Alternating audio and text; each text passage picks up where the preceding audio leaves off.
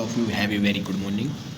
Today we are going to discuss about the lesson 22 7th class Aurangzeb and the decline of the Mughal Empire.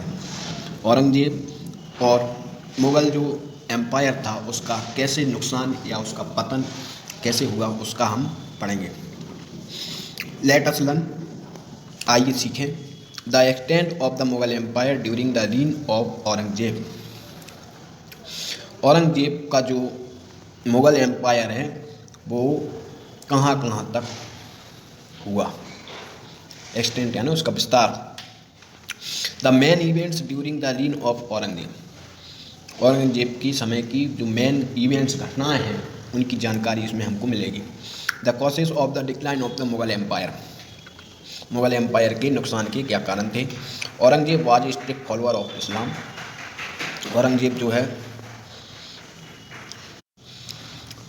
जो है एक इस्लाम धर्म का कट्टर strict यानी कट्टर अनुयायी फॉलोअर था. ही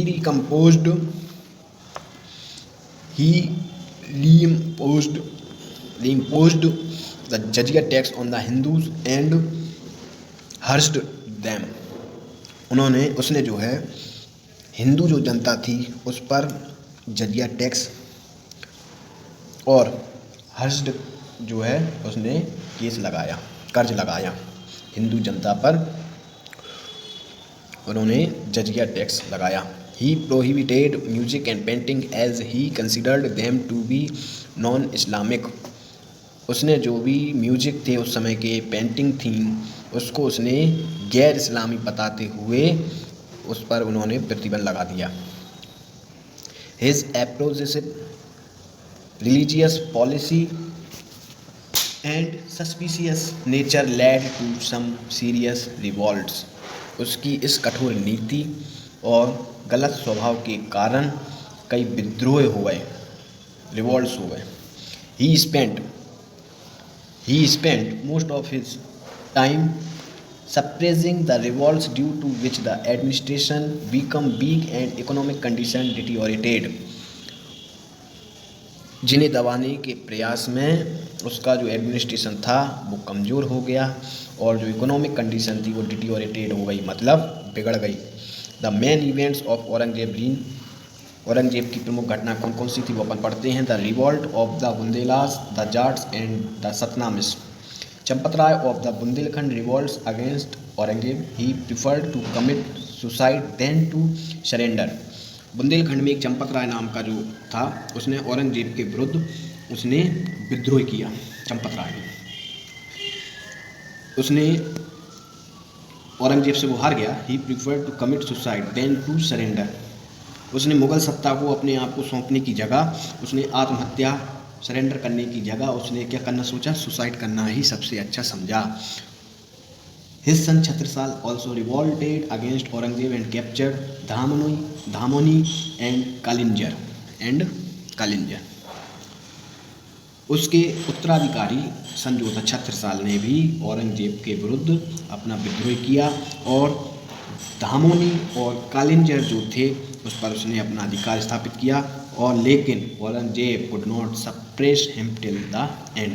और आखिरी तक लेकिन वह अपने पापा का बदला औरंगजेब से नहीं ले सका. The Jats living near Agra and Maratha also revolted against Aurangzeb. Their grudge against Aurangzeb was that the amount of land revenue collected from them was exorbitant and that they were not able to pay it. The revolt of the Jats continued till end of Aurangzeb region. जितने जो आगरा और मथुरा के आसपास जो जाट रहते थे उन्होंने औरंगजेब के विरुद्ध विद्रोह किया. उनको औरंगजेब से ग्रूज यानी शिकायत थी कि वह जो है रिवेन्यू का जो लैंड जो है बहुत ही ज़्यादा है ना, फ्रॉम वाज एजॉर्बिटेंट, जिसको वह and they were not able to pay it. जो वो कर लेता था पहले के टाइम में वो बहुत ज़्यादा लेता था जिसकी वजह से वो उसको चुकाने में असमर्थ थे. Not able to pay it. The revolt of the Jats continued till end of the Aurangzeb reason.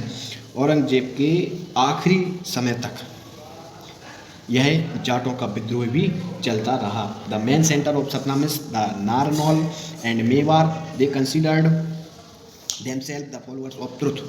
सतनामिस जो थे उनका मेन केंद्र जो था वो नारनौल और मेवाड़ था। ये जो स्वयं को फॉलोअर्स ऑफ ट्रुथ या सत्य के नाम से खुद को अपने आप में सत्य के नाम के जो फॉलोअर्स थे वो उनको ही मानते थे स्वयं को। They used to dress like the purohit and priests. वह लोग जो हैं पुरोहित पुजारी जैसी, प्रीस्ट यानी पुजारी होता है, वैसी अपना कपड़े ड्रेस पहनते थे। They revolted due to the religious oppressions of Aurangzeb. और उन्होंने औरंगजेब के धार्मिक अत्याचारों के कारण इन्होंने भी अपना विरोध किया। Aurangzeb suppressed their revolts cruelly. Aurangzeb ने भी इनके विद्रोह को बहुत ही कठोरता के साथ दबा दिया। The revolts of the six. सिखों के साथ कुछ लड़ाई हुई है वो अपन इसमें देखते हैं। As stated already Aurangzeb was a strong followers of Islam. Guru Tegh Bahadur the 9th Sikh Guru opposed the policy of persecution followed by the Aurangzeb and came forward for protection of the Hindu religious। Aurangzeb जो था वो तो इस्लाम का कट्टर अनुयायी था और वो क्या करता था कि ज़बरदस्ती जो है धर्म परिवर्तन करता था और उसकी नीति से बचाने के लिए सिख धर्म के जो गुरु हैं 9th नंबर के वो सबसे आगे आए। The Guru believed that everyone is free to follow one's own religion. उनका मानना था कि जो भी प्रत्येक व्यक्ति जो है वो अपने धर्म में विश्वास रखने के लिए स्वतंत्र है।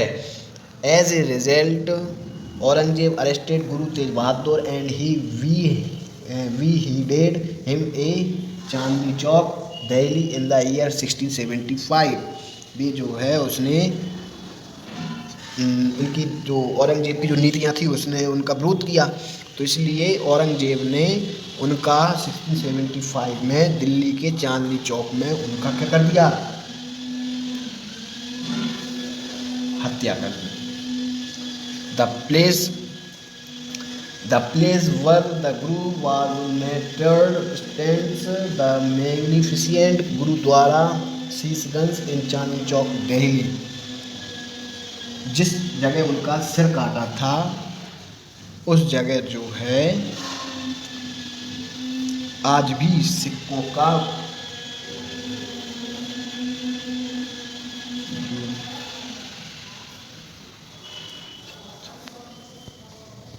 जिस जगह आज दिल्ली में उन्होंने तेज बहादुर सिंह का सिर काटा था वो आज भी दिल्ली में शीशगंज में गुरुद्वारा के रूप में है।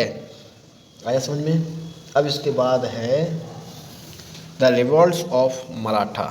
The revolts of Maratha in the south the Marathas were challenging the Mughals. The Maratha power was lead by Shivaji. Aurangzeb tried यानी कोशिश करना to crush the Maratha power, but he did not succeed till the end।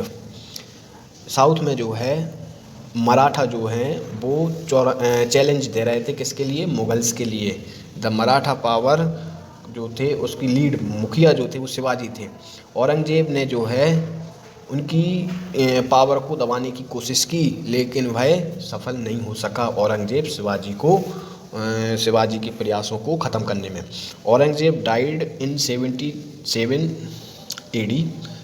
Aurangzeb की जो मौत 1707 में हुई। His successors were neither able to control his vast empire nor were they able to suppress the revolts in various parts of the empire. Thus started the decline of the Mughal empire. Aurangzeb के उत्तराधिकारी ना तो साम्राज्य का जो उसका administration जो था उसको संभाल सके और ना ही जगह जगह जो उसके विरोध जो हो रहे थे उसको भी ख़त्म कर सके, जिसके कारण thus started the decline of the Mughal empire, जिससे जो है मुगल एम्पायर ख़त्म हो गया।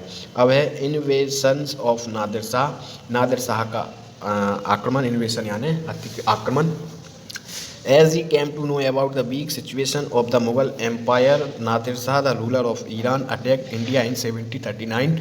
He plundered the city of Delhi and ordered a general massacre. The famous peacock throne of Shah Jahan and the Kohinoor diamond were taken away to Iran by Nadir Shah. 1739 में Iran का एक राजा था नादिर शाह ने, उसने मुग़ल साम्राज्य, जो Mughal administration था, उसको कमज़ोर देखकर आक्रमण कर दिया। उसने जो है दिल्ली में ऑर्डर दे दिया मैसीकेर मतलब हत्या करने का, और हत्या करने का उसने प्लंडर लूटने का भी उसने ऑर्डर दे दिया। और शाहजहाँ ने जो पीकॉक थ्रोन जो बनवाया था वह भी अपने साथ ले गया। The best and powerful Mughal empire which thrived on the ability of the empire's mansabdars and nobles in the 18th century become weak and once again small kingdoms started coming into existence। लगभग 18th century में बहुत सारे empires, mansabdars and novels, novels यानी अमीर लोग जो होते हैं उनको नॉवेल्स बोलते हैं, इन तीनों के साथ चलने वाला जो मुग़ल एम्पायर था वो धीरे धीरे ख़त्म होता गया और छोटे छोटे स्टेट भारत में फिर से आ गए। Causes of the decline of the Mughal empire, Mughal empire के ख़त्म होने के कारण कौन कौन से हैं? Number 1, vastness of the Mughal empire, Mughal empire की बहुत सारी विशालता, अधिकता। Second, lack of successions rule, कोई एक अच्छा उनके लिए रूलर नहीं मिला। The suspicious nature of Aurangzeb and his rigid religious policy, Aurangzeb की जो थी, एक तो उसका सस्पिशियस नेचर था और उसकी रिजिड रिलीजियस पॉलिसी, और वह धर्म के प्रति बहुत ही कट्टर था, इसलिए भी मुग़ल एम्पायर डिक्लाइन हो गया। सेकंड है औरंगजेब डेक्कन पॉलिसी, औरंगजेब की जो डेक्कन पॉलिसी थी इसकी वजह से भी मुग़ल एम्पायर ख़त्म। Luxurious life style of the rulers and aristocrats, इसमें बहुत ही लग्जरियस लाइफ स्टाइल थी और एरिस्टोक्रेट्स यानी होता है सरदार, जिसके कारण भी वो उसका मुग़ल एम्पायर ख़त्म हो गया। नंबर लास्ट पॉइंट है इसका फॉरेन इन्वेंशन, विदेशी आक्रमण ज़्यादा हुए, जैसे invention of Nadir Shah. Nadir Shah the ruler of Iran invaded the Mughal empire in 1739 when he saw that the empire had gone weak. He carried out a massacre in Delhi and took away the famous peacock throne of Shah Jahan, Kohinoor diamond and wealth worth about 70 crores। वह जो है Iran का एक राजा था नादिर शाह, उसने Mughal empire जो था उसको कमज़ोर समझकर उसने 1739 में आक्रमण कर दिया। उसने दिल्ली में बिल्कुल मैसीकेर कराया, मैसीकेर मीन्स कत्लेआम, और शाहजहाँ का जो मयूर जो सिंहासन था, पीकॉक थ्रोन ऑफ शाहजहाँ, वो भी ले गया। कोहिनूर हीरा भी ले गया, डायमंड यानी हीरा, and wealth worth about 70 crore, और लगभग 70 करोड़ की संपदा, वर्थ यानी संपदा अपने साथ ले गया। Invention of Ahmad Shah Abdali, Ahmad Shah Abdali was the able general of Nadir Shah. After assassination of Nadir Shah in 1747, he became the ruler. The Marathas, on the other hand, were consolidating their power and advancing towards northern India. As a result of the Marathas' efforts to drive out the Afghans from Delhi and Punjab, the third battle of Panipat was fought between the Marathas and Ahmad Shah Abdali on 14 January 1761 AD. The Marathas were defeated and they had to keep away from North India for a while. Because of these two inventions, the Mughal Empire remained confined to areas in and around Delhi. Ahmad Shah जो अब्दाली है वह नादिर शाह का general था, general means सेनापति था। 1747 में नादिर शाह की मौत, हत्या हो गई थी, तो इसके बाद वही रूलर बना। द मराठास, इधर जो भारत में मराठा जो थे वह भी अपनी शक्ति को इकट्ठा करके कहाँ बढ़ रहे थे? नॉर्थन इंडिया की ओर आगे आ रहे थे। एज ए रिजल्ट दिल्ली और as a result Marathas effort to drive out the Afghans from Delhi और पंजाब। दिल्ली और पंजाब से अफ़गानों को बाहर निकालने की कोशिश मराठा लोग कर रहे थे, जिसके फलस्वरूप 14 जनवरी 1761 को मराठा और अहमद शाह अब्दाली के बीच पानीपत का जो थर्ड बैटल था वो हुआ, जिसमें जो है मराठा हार गए थे। फिर 7 नंबर का point capture by the British. अंग्रेज़ों का कब्जा होता गया धीरे धीरे, जिसकी वजह से भी डिक्लाइन हो गया। The British also joined in the destruction of the Mughal empire. The British traders gradually become a political power. The British East India Company took control of all the areas which were earlier a part of the Mughal empire. Mughal साम्राज्य या administration को गिराने में अंग्रेज़ों ने भी भाग लिया। अंग्रेज व्यापारी धीरे धीरे राजनीतिक सत्ता बन गए। क्या बन गए? पॉलिटिकल पावर बन गए। The British East India Company took control of all the areas which were earlier part of Mughal empire. East India Company जो अंग्रेज़ों की थी, उसने भारत के सारे हिस्से में कब्जा कर लिया जो पहले कभी भी मुगल एम्पायर के थोड़े बहुत पार्ट थे, वहाँ भी ईस्ट इंडिया कंपनी का साम्राज्य हो गया। लैक ऑफ नेवल पावर, सेना की कमी थी, जिसकी वजह से भी ये ख़त्म हुआ Mughal empire. Neglect of navy proved fatal for the Mughals. Consequently, they could not stand against the European navy. नौसेना की ओर ध्यान न देना भी मुगल्स के लिए बहुत ही फैटल हुआ, घातक सिद्ध हुआ। Consequently, they could not stand against the European navy. इसका परिणाम यह हुआ कि यूरोप की जो शक्तिशाली जो नेवी थी उसके आगे हम नहीं टिक सके। यूरोपियंस पावर, यूरोप की शक्तियाँ इसको ख़त्म करने में मेन थी। Indian goods specially cloths and species were in great demand in Europe. Therefore the traders of European countries Portugal, Holland, France and England try to increase their trade with India. They established trading companies to safeguard their goods in India. They constructed good godowns and started keeping an army.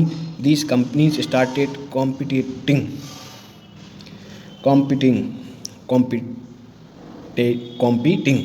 with each other. With the disintegration यानी उसका नुकसान होना of the Mughal Empire, small independent kingdoms started rivalry with each other and the foreign companies took advantages of this situation. They started interfering in the political affairs on the strength of their power and navy. Europe में विशेषकर specially कपड़ों की और मसालों की बहुत मांग थी भारत के बने हुए, इसलिए यूरोपीय कंट्री जो थी पोर्तुगाल, हॉलैंड, फ्रांस और इंग्लैंड, इन्होंने भारत के व्यापारियों से ट्रेड करने के लिए कोशिश शुरू कर दी और उन्होंने अपनी कंपनियां जो थी वो भारत में लगाना शुरू की। They established trading companies to safeguard their goods in India. Bharat में to safeguard in India they constructed godowns and started keeping an army. Bharat में अपने सामान को सुरक्षित करने के लिए उन्होंने गोडाउन बना लिए और वे वहाँ सेना भी रखने लगे। These companies started competing with each other. इन कंपनियों की भारत की कंपनियों से कॉम्पिटिशन हो गया, कॉम्पिटिटिंग, है ना, competing with each other with the integration of the Mughal empire, जिससे मुगल एम्पायर जो है डी इंटीग्रेशन होता गया, ख़त्म होता गया धीरे धीरे। Small independent kingdoms started rivalry with each other